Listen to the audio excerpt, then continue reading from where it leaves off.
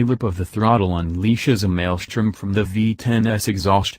The fury vibrates through my body and bounces off the concrete chasm that surrounds the automobile office. Ever since I hung that orange Diablo poster on my bedroom wall as a child, I've been dreaming of this day.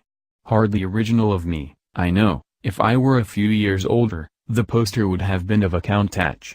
And if my time in the 2017 Lamborghini Huracán LP580 Spyder stopped here, simply revving the engine in a parking lot, I'd probably die with a smile plastered on my face.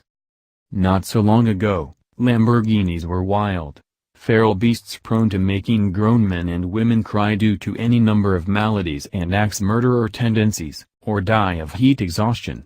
Lamborghini's VAC output felt like the Italians had stuffed an asthmatic 90-year-old man blowing hot coughs through a sieve like straw. Entry and exit were an absolute pain in the ass and had the habit of causing a great number of wardrobe malfunctions with the brand's heiress clientele. Maintenance was even more loathsome and expensive, since depending on the part in need of service, it sometimes required removing the entire engine, transmission, and even the silly but awesome scissor doors. More rigorous maintenance necessitated the expertise of a time traveler from the year 2341, even though most of Lamborghini's components were old enough to qualify for AARP. Then along came the Volkswagen Group. The Germans poured heaping mounds of cash into the brand and brought Lamborghini into the 21st century.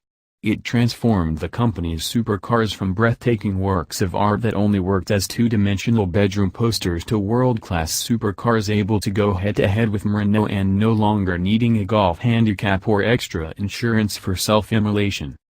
Model after model, each new Lamborghini exiting the Marx Sant'Agata factory became a more usable supercar. All-wheel drive tamed the cantankerous rear-wheel beasts of yesteryear. Their air conditioning worked but still not as well as the average Volvo.